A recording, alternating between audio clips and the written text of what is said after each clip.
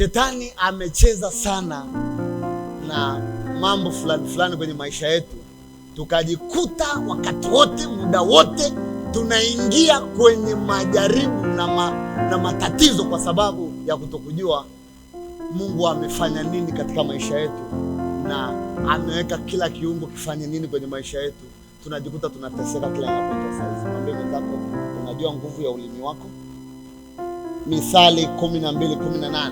Mithali 12:18 imeandikwa, kuna anenaye bila kufikiri kama kuchoma kwa upanga, bali ulimi wa mwenye haki ni afya. Ulimi wa mwenye haki ni afya. Lakini kuna anayenena bila kufikiri, yaani mawazo yake na anachokiongea haviendani.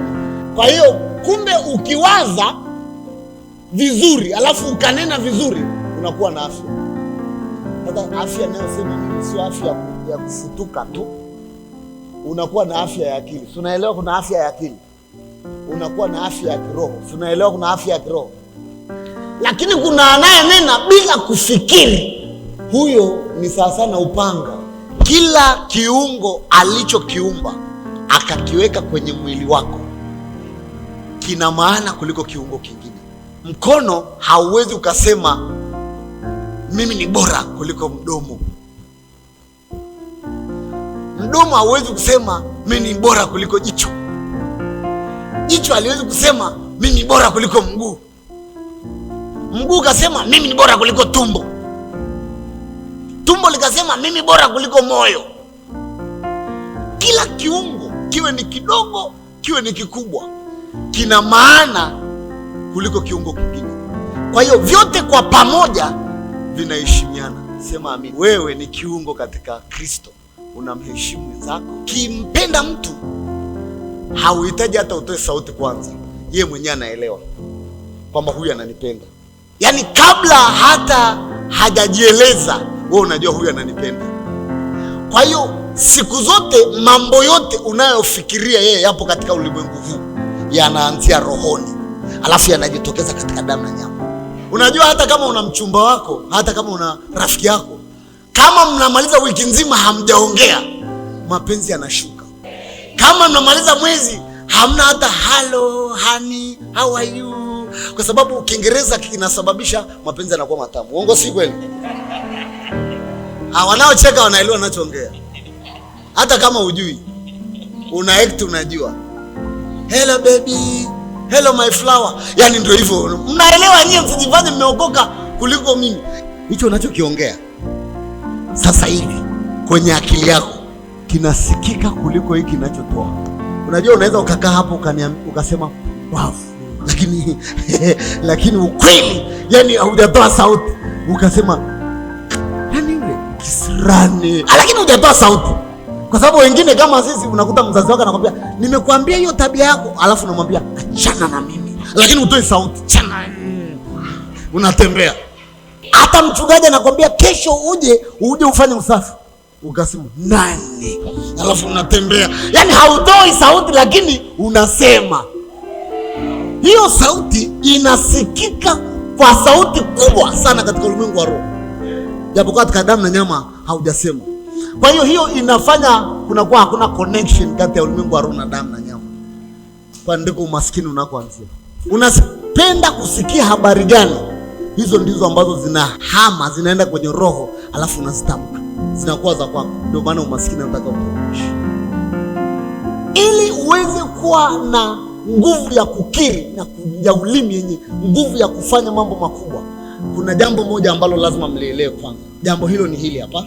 Lazima ujitambue. Kujitambua ni hali ya kujielewa. Yaani unaweza kujielezea kwamba wewe ni nani, unaweza kufanya nini, unaweza kuwa na hiki na hiki na hiki. Hiyo ndio hali ya kujitambua.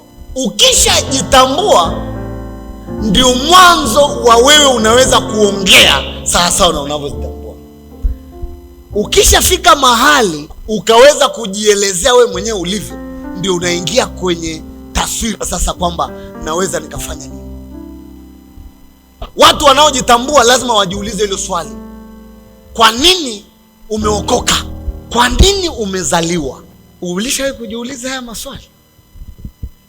Na swali lingine nakwambia hivi, Kwa nini umezaliwa na baba yule na mama yule na sio na mababa wengine na mama wengine? Unatakiwa uelewe, ujitambue ili uelewe uongee vipi.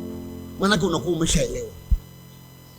Matendo 3:2 hadi 6. Nataka tuone hapo sasa nini kinatokea. Ukishaanza kuelewa hivi nilivyokuuliza, ukianza kujiuliza maswali, kwa nini mimi ni maskini? Kwa nini mimi naumwaumwa? Kwa nini mimi nafanya hivi? Kwa nini mimi nikifanya hakiendi? Kwa nini mimi nikifanya hivi hakiwi? Kwa nini wenzangu wanauza mimi siuzi? Kwa nini mimi nimeolewa hivi? Kwa nini mimi nimebebwa? Kwa nini mimi nafanya hivi? Kwa nini miguu inaniuma? Kwa nini shingo inauma? Kwa nini macho yangu yananisumbua? Ukishaanza kujiuliza haya maswali, ndio utaanza kujua jinsi ya kutumia kinywa. Maanake mlango wa kwanza ni mdomo wako. Una nini wewe ndani yako kitakachosababisha wewe uweze kufanikisha au uweze kuishi hapa duniani?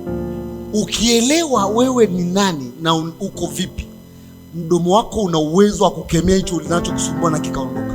Ukishaanza kupata ufahamu, ukishaanza kujitambua, yani kuna vitu unaanza kuambia, haya, fungasha mzigo, ondoka. Nilicho nacho mimi sasa hivi. Wewe una nini? Una wokovu, si ndio? Una neema ya Kristo. Kinachokusababisha unateseka nini? Ni kukosa maarifa.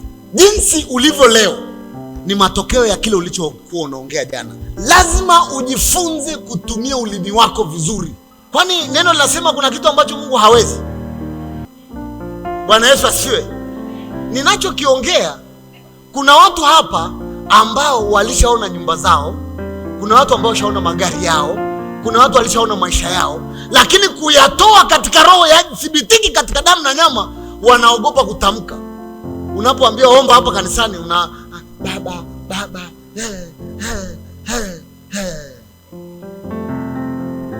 Kama unajua kwamba napenda gari aina ya Land Cruiser Prado TX na ulishaona kabisa kwenye ulimwengu wa roho na miliki, unasema kwa jina la Yesu Kristo wa Nazareth, ile gari ni ya kwangu. Naichukua katika ulimwengu wa roho, unaileta katika damu ya nyama. Wakati unaileta, kubali kuwajibika, kubali kufanya kazi, kubali kulipa gharama ili litokee hilo la kutokea.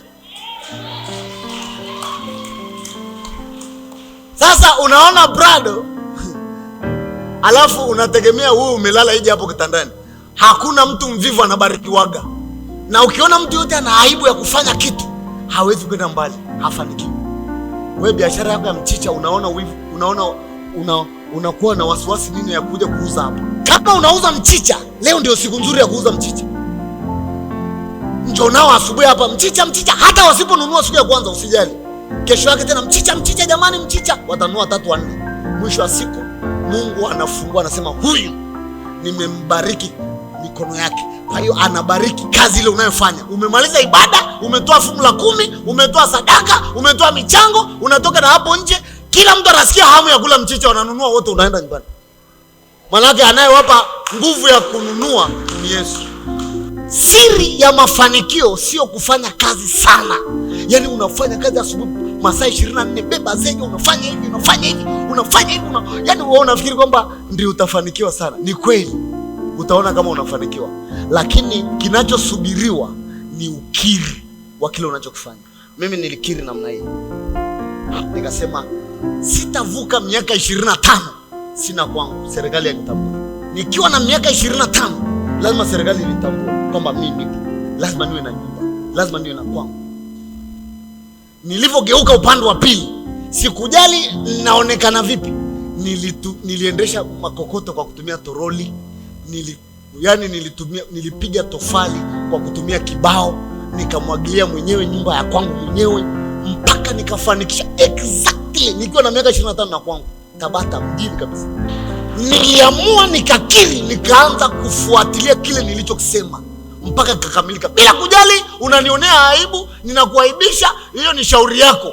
Kwamba ninafagia uchafu, kwamba nafanya usafi chooni, mimi najua kusudi langu nikamilishe. Sasa wewe unasema mimi nataka niwe bora, alafu ule ubora hutaki kuutumikia ili ule ubora utokee. Hautaka uwe bora, hautaka utokee. Ukisema mimi sitakuwa maskini, Yaani kuanzia siku ile unaanza kujifunza nani ambaye ameshatoka kwenye hiyo hali. Unajua, aha, mtumishi pale ametoka kwenye umaskini, kwa kweli umaskini haupo. Anza naye urafiki. Ukianza urafiki na yeye, huyo mtu anakufanya unakuwa kama kibaraka. Ukianza kutafuta roho fulani ikusaidie kwenda mbele, yule mtu ambaye anataka kukugeia kile kitu alichonacho lazima akufanye unaona kama wewe ni mdogo. Sasa mimi nikitaka kitu fulani kwa baba hapa, mimi sitajali na makuku au ana ng'ombe, nitafanya usafi. Mwisho wa siku najua ana neema ya kufuga, atanipa ng'ombe mmoja wa maziwa. Siku akinipa ile ng'ombe, amefungua ile baraka amenipa. Nikienda kufuga na nikwambie siri iko hivi, unaweza ukafanya kazi kwa huko kumwambia usinipe chochote na nakusaidia, lakini kwenye akili yake unamtesa kila asubuhi na jioni. Huyu mtu ana maana gani? Mwisho wa siku anasema huyu kijana mwaka huu umeisha. Anamwambia mama, tumkatie hapa, tumwambie ajenge, hana hata mke, ajenge. Anakugeuza unakuwa mtoto, anakugaia kile alichonacho. Unashangaa umepewa ng'ombe, umepewa nguruwe, umepewa mbuzi. Unaanza kutoka kwenye ukapera, unaingia kwenye mfumo. Ng'ombe ile ile inakupelekea unajikuta unaendesha gari yako, alafu naye anakufurahia, maana anasema yule ni mwanangu, na wewe unamkumbuka kwa sababu una akili ya kukumbuka ulikotoka. Sasa nyie mnataka muwe watu wazuri wenye mafanikio, msiotaka kulipa gharama. Sahau. Unataka uwe msichana mzuri bora, unayeolewa na mtu bora, mwanaume smart. Wewe sikiliza, wanaume smart hawajagi bombani. Kaa na aliye bora akufundishe tabia za walio bora. Kuna siri iliyopo ndani ya maisha tulionayo. Nani anataka afanikiwe? Ulishakataa umaskini? Sasa kuanzia leo asubuhi, yani kuanzia leo kutoka hapa, nakataa umaskini wa babu na wa bibi na wa mshangazi na wa mjomba na wa kwangu mwenyewe na ujinga wangu, na ukataa. Kuanzia leo mimi sio maskini. Alafu kesho yake unasema ninaukataa mfululizo kuanzia asubuhi hii na kesho kutwa yake. Kadri unavyokataa ndivyo unavyokuachia, maana umaskini ni vazi. Kadri utakavyokuwa mwaminifu katika kusema ndivyo inavyokuwa. Ukisema nauita utajiri, naita mafanikio, ile roho inaanza kukufuata, ina search, inakufuata, ina search. Kadri unavyotamani kujua ndivyo inavyokuwa. Sasa unapokuja kujiungamanisha na mtu ambaye ameshatoka kwenye hilo daraja, ni rahisi sana kufanikiwa sana, maanake uko tayari kulipa gharama. Ukitaka ufanikiwe, kubali kushuka. Ukitaka Mungu akukumbuke, kubali kushuka. Maanake Mungu ameshaweka mbele yako watu waliofanikiwa. Wewe ni wewe tu unahangaika. Wako watu wamekaa huko mbele ambao tayari Mungu amewatoa. Haona shida ya nyumba wala kiwanja wala shamba. Wewe umekaa huko hata kiwanja cha 5 kwa 5 huna. Alafu kiburi kibao. Unasema nitakuja kukua. Miaka hata hivi sio kutoka. Ulimi wako usikuponze. Mwambie mwenzako kuanzia leo ulimi usikuponze.